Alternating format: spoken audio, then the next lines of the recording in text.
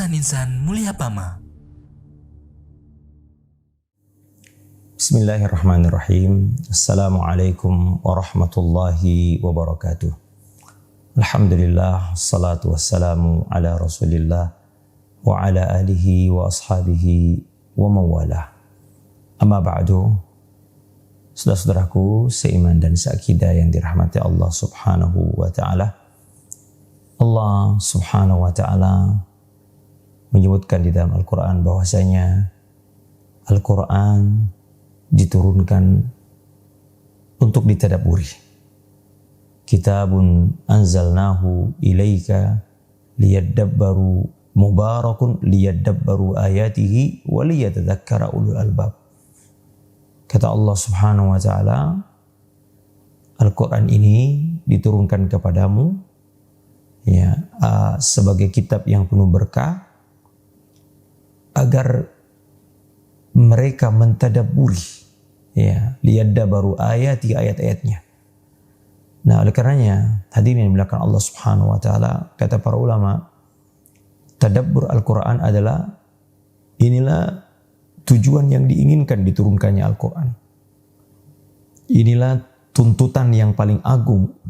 Al-Quran diturunkan oleh Allah subhanahu wa ta'ala agar ditadabburi. Nah, apa makna tadabbur ya ikhwah? Adalah memperhatikan makna-maknanya. Memikirkan apa yang dikandung, ditunjukkan oleh ayat-ayat, baik yang tersurat maupun yang tersirat. Apa yang diinginkan ditunjukkan oleh dalil, berupa isyarat-isyarat atau penekanan-penekanan, sehingga kita mendapatkan manfaat yang bisa kita rasakan di hati kita. Itulah makna tadabbur. Jadi memperhatikan, merenungkan makna-makna kalimat-kalimatnya atau lafaz-lafaznya, yang kemudian dibalik itu kandungannya apa, baik yang tersirat maupun yang tersurat. Kemudian itu semua akan memberikan pengaruh kepada hati kita. Nah, tujuan pengaruh kepada hati inilah yang kemudian akan membimbing kita, mengarahkan kita untuk mengamalkan apa isi Al-Quran itu. Nah, bacaan yang seperti inilah yang dituntut oleh kita semua sebagai seorang hamba Allah subhanahu wa ta'ala. Lihat, perhatikan ikhwan, a'azzanillahu wa iyyakum, Allah ta'ala menurunkan ayat yang menurunkan celaan kepada sahabat yang waktu itu, kata Ibnu Mas'ud, masih baru 4 tahun masuk Islam. Allah ta'ala katakan, alam ya'ni lilladzina amanu an takhsha'a qulubuhum li dzikrillah wa ma nazala minal haqq wa la yakunu kalladzina utul kitabah fatala alaihimul abadu faqasat qulubuhum wa katsirun minhum fasiqun.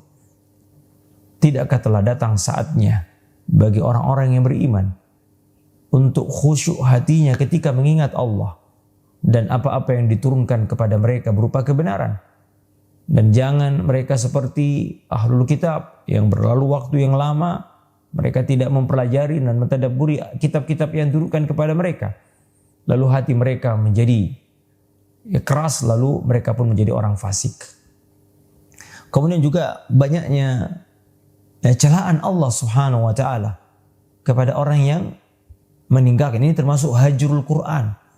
Kita tahu Nabi kita yang mulia SAW pernah mengadu kepada Allah Azza wa Jalla, yang aduan ini diabadikan Allah dalam Al-Quran, dalam surah Al-Furqan ayat 30. Kata Nabi SAW dalam surah Al-Furqan ini, wa qala ar-rasul ya Rabbi inna qaumi ittakhadhu hadzal Qur'ana mahjura. Wahai Rabbku, sungguh kaumku menjadikan Quran ini sebagai sesuatu yang ditinggalkan, diabaikan. Maka di antara bentuk pengabaian hajrul Quran adalah hajru tadabburihi, hajru tafahumihi, meninggalkannya lalu berpaling dari makna-maknanya. Al-Quran adalah sebuah cahaya. Al-Quran adalah furqan, hudan, petunjuk, pembeda. Lalu bagaimana dia bisa berfungsi sebagai cahaya, pemberi petunjuk, keterangan, jika lafaznya atau maknanya tidak diketahui? Oleh karenanya hadirin yang dimuliakan Allah subhanahu wa ta'ala, lihat Allah ta'ala mencela orang-orang munafik. afala yatadabbaruna al-Qur'an am ala qulubin aqfaluha. Mengapa mereka tidak mentadabburi Al-Quran? Ataukah di hati mereka ada penutupnya? Oleh karenanya hadirin belakang Allah subhanahu wa ta'ala, lihat Allah subhanahu wa ta'ala mencelah mereka. Mereka berpaling. Kenapa mereka menjadi orang munafik? Padahal ayat turun di tengah-tengah mereka.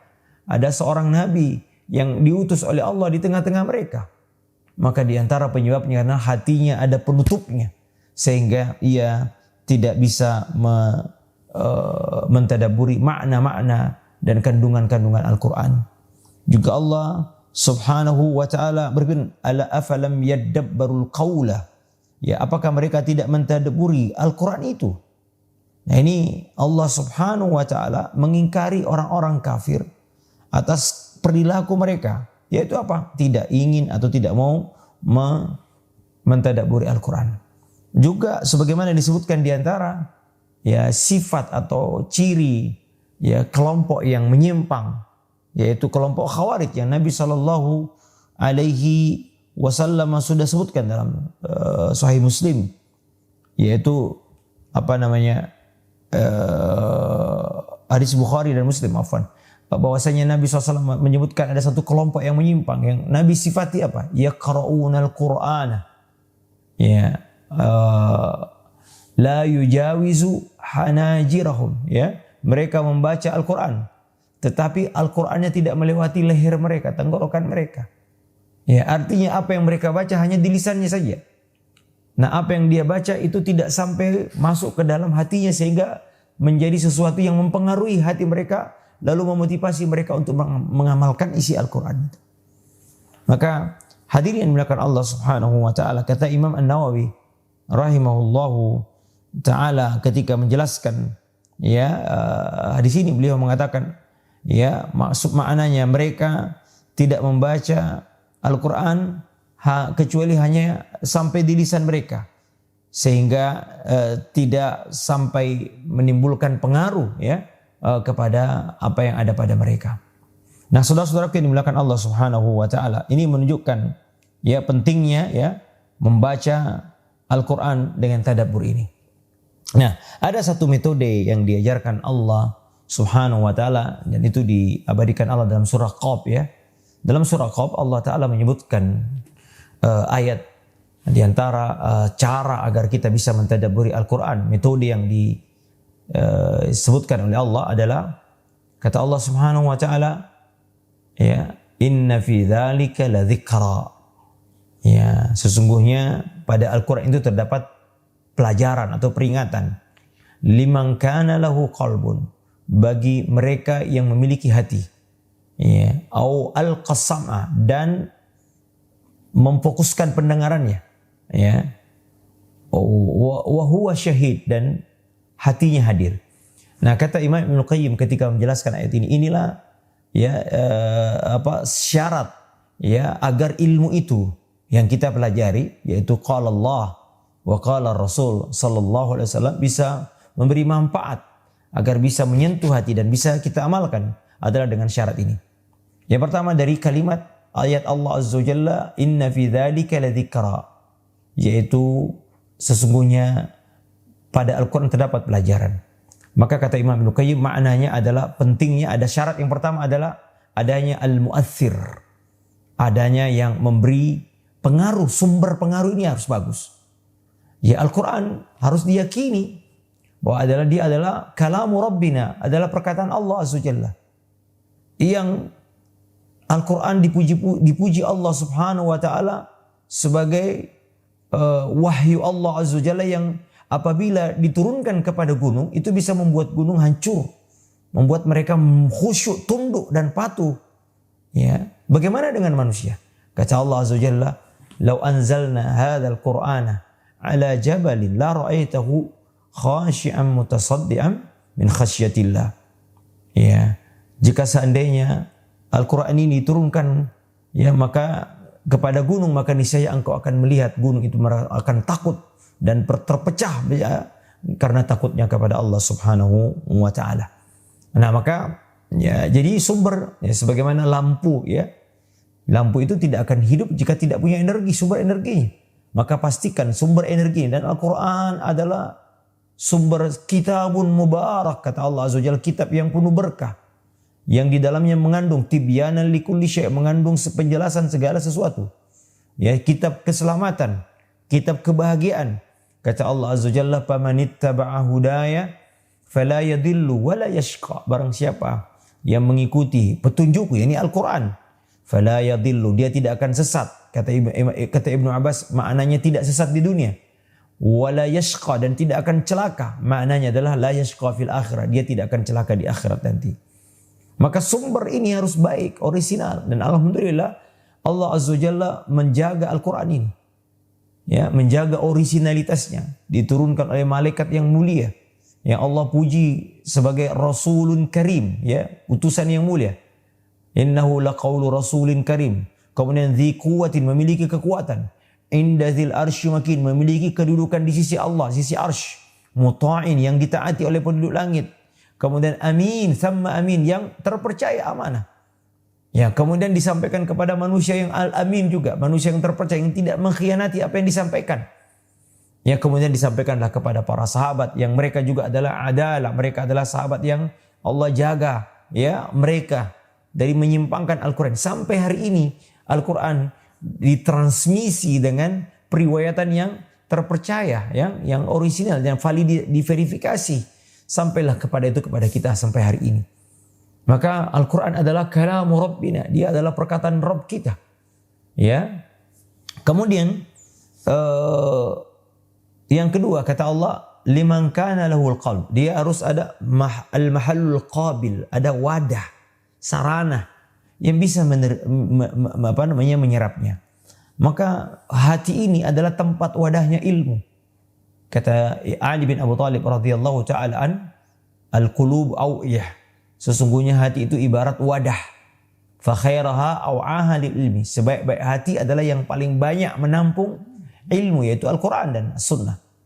Maka di antara sebab, ya, orang manusia, kaum muslimin, ya, lalai dari mentadabburi Al-Quran karena di antaranya hatinya penuh dengan dosa. Ya, terus-menerus melakukan dosa. Ya, lihat bagaimana orang munafik. Mereka, kata Allah Azza wa Jalla, la afala yatadabbaruna al-Quran, mereka tidak mentadabburi Al-Quran. Am ala qulubin aqfaluha. Kenapa mereka tidak bisa mentadabburi? Karena adanya penyakit nifak. Dosa kemunafikan. Nifak ini penyakit dosa yang mempengaruhi hati mereka sehingga hatinya tertutup dari mentadabburi Al-Quran.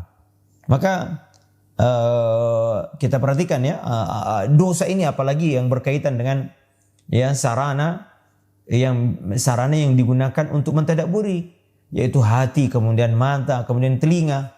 Ya, lihat kata Allah Subhanahu wa taala, wa qalu qulubuna fi akinnatin, dan mereka berkata hati kami berada dalam tutupan, ya, ada yang menutupi.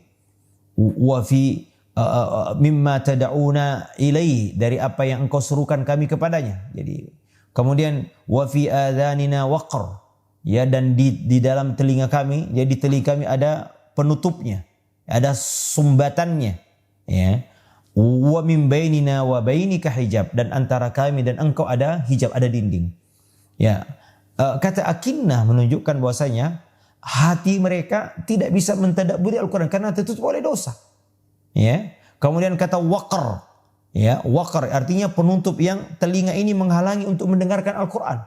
Al-Quran terdengar, tapi ditutup telinganya oleh Allah Subhanahu wa taala sehingga dia tidak menyimaknya, mentadabburinya. Ini semua sarana untuk mentadabburi Al-Quran. Kemudian wa min bainina wa bainika hijab, antara kami dan engkau ada dinding. Makna dinding atau hijab di sini adalah penutup bagi mata untuk menghalangi mereka dari kebenaran. Maka, ya, pengaruh dosa, ya, kepada hati itu bagaikan pengaruh penyakit kepada anggota badan kita. Ya, hati yang sakit tidak akan dapat merasakan, mengambil manfaat makanan yang sebenarnya itu makanan ruh, yaitu ilmu. Sebagaimana juga badan kita, ikhwan sekalian, kalau kita sedang sakit tentu ia tidak bisa merasakan manfaat dari makanan yang ia cerap, ya. Contohnya ketika kita sakit panas, ya, kita tidak bisa merasakan lezatnya makanan yang ada di mulut kita. Maka inilah ya ikhwan, hati ini adalah wadahnya Al-Quran, wadahnya petunjuk itu. Ya, maka hati ini harus dibersihkan. Hati ini Al-Quran adalah sesuatu yang mulia. Maka hendaknya ia disimpan di tempat yang baik, dan itu adalah hati. Makanya Allah Ta'ala katakan, sa'asrifu an ayati alladzina yatakabbaruna fil ardi bighairil haqq. Dan aku akan palingkan ayat-ayatku dari orang-orang yang menyombongkan diri di muka bumi ini tanpa ada alasan yang benar. Nah, Sufyan bin Uyainah rahimahullahu ta'ala ketika mengomentari ayat ini, makna daripada sa'asrifu an ayati, aku akan palingkan ayat-ayatku, ya, maknanya adalah aku mencabut pemahaman Al-Quran dari mereka sehingga mereka tidak memahaminya dan dia tidak bisa menemukan rasa manis, rasa lezat dari membaca Al-Quran dengan tadabbur itu. Jadi ikhwan, inilah penghalang terbesar hati untuk mentadabburi Al-Quran, ya, adalah dosa. Dosa ini ada syahwat, ada syubhat. Ya, syahwat adalah ketergantungan kita kepada hawa nafsu dunia, sehingga ketika ini menguasai hati kita maka sulit untuk mengambil itu semua. Kemudian yang ketiga ikhwan adalah al-qasam'ah, ya, ini adanya terpenuhinya syarat, ya, syurutul husul, ya, adanya syarat tersampainya pengaruh itu. Maka dan itu adalah pendengaran. Kita harus memastikan ikhwan a'azanillahu wa iyyakum bahwasanya di antara syarat sampainya pengaruh itu adalah adanya pendengaran yang baik. Kita mendengar. Makanya Allah Ta'ala katakan wa idza quri'al Qur'anu fastami'u lahu wa ansitu la'allakum turhamun. Apabila dibacakan Al-Quran, hendaknya kalian mendengarkannya dan diam agar kalian mendapat rahmat. Maka ya, pendengar adalah sarana. Ya, karena semua yang kita imani ini adalah perkara-perkara gaib yang tidak bisa kita lihat. Maka telinga atau pendengaranlah yang menjadi sarana kita untuk mendengar kabar itu. Maka ketika kita dibacakan ayat-ayat Al-Quran, maka di antara tips agar kita bisa mentadabburi dengan Al-Quran adalah membaca Al-Quran dengan menjaharkannya, ya, selama tidak mengganggu orang lain di sekitar kita, ya. Dengan apa? Tartil, ya, kemudian mutarassilan, ya, dengan pelan-pelan agar apa yang didengar itu bisa masuk ke dalam hati kita ini.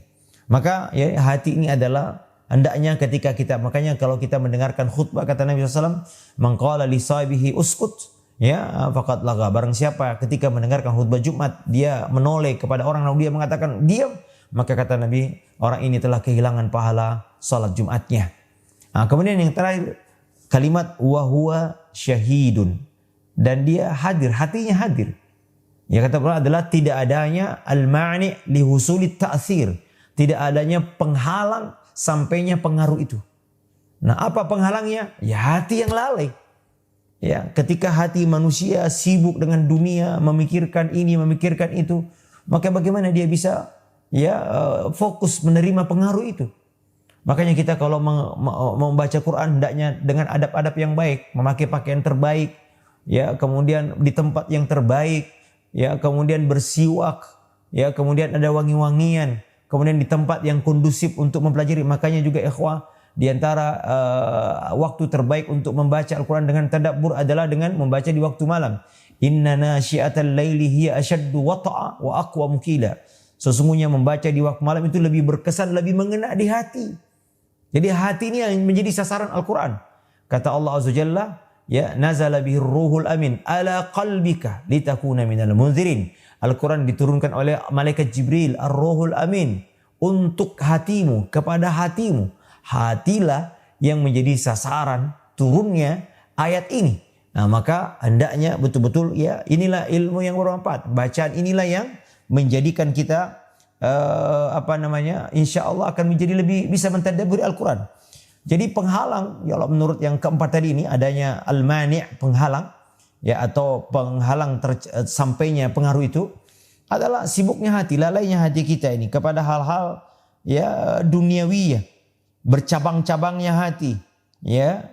Jadi karena kita sering memikirkan dunia, sering nonton ini, nonton itu, dengar gosip ini, gosip itu, hati yang seperti ini tidak bisa fokus, tidak bisa berkumpul sehingga bisa fokus mendengarkan Al-Quran. Maka ya, kehadiran hati tidak sibuknya dengan yang lain merupakan syarat untuk mendapatkan manfaat dan mentadabburi, meresapi makna-makna, nasihat-nasihat, peringatan-peringatan dari Al-Quran.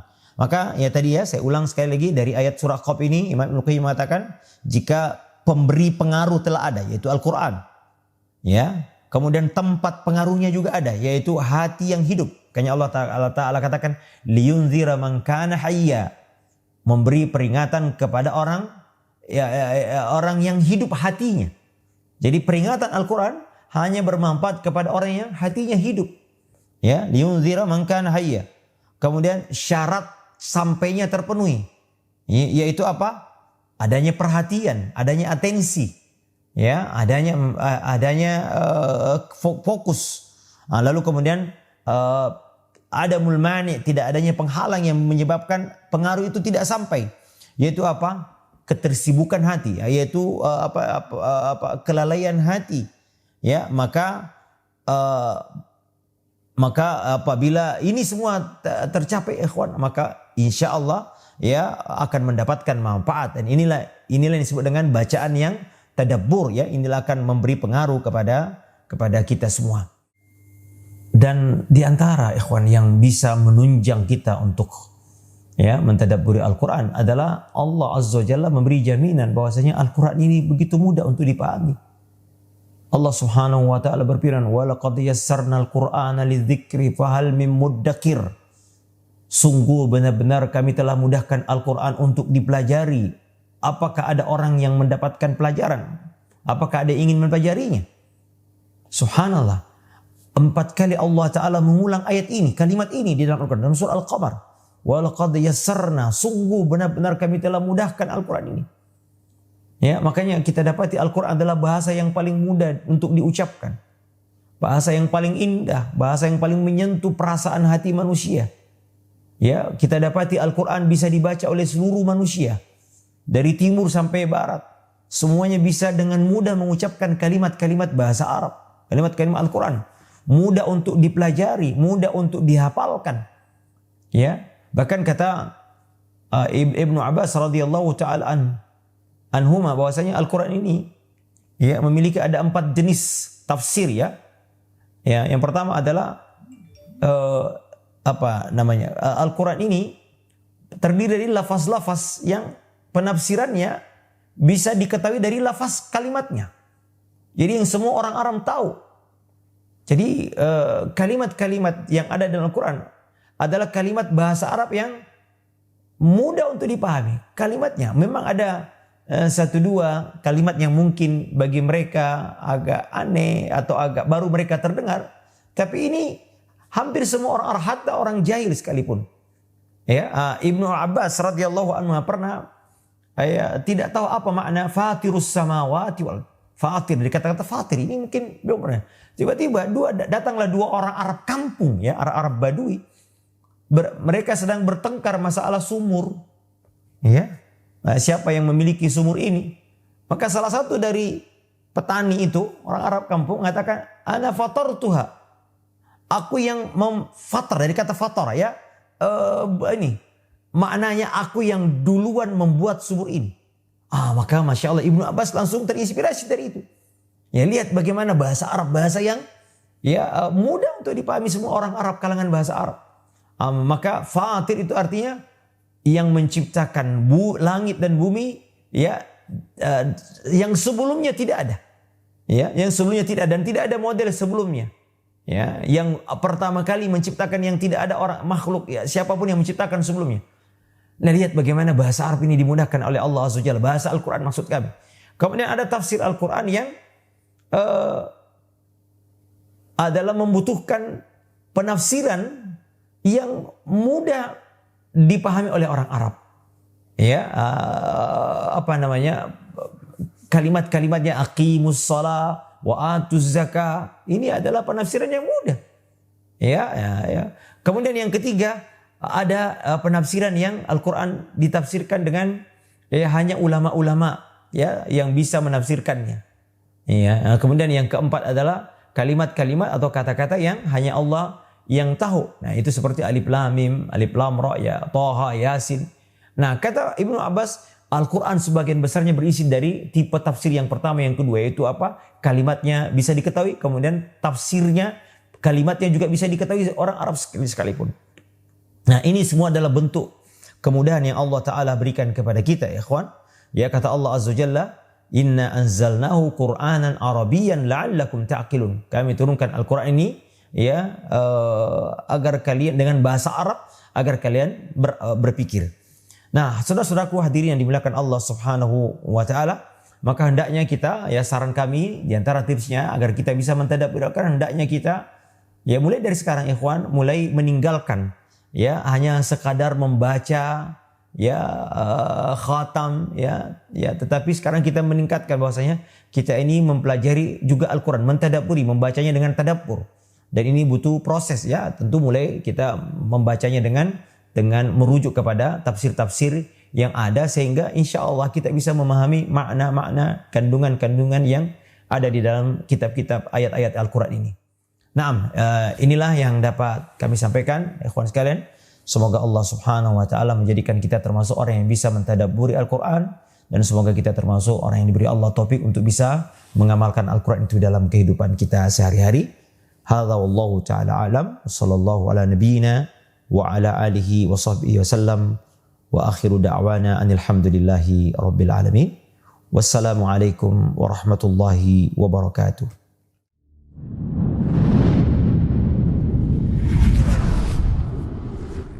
YIMP, Yayasan Insan Mulia Pama.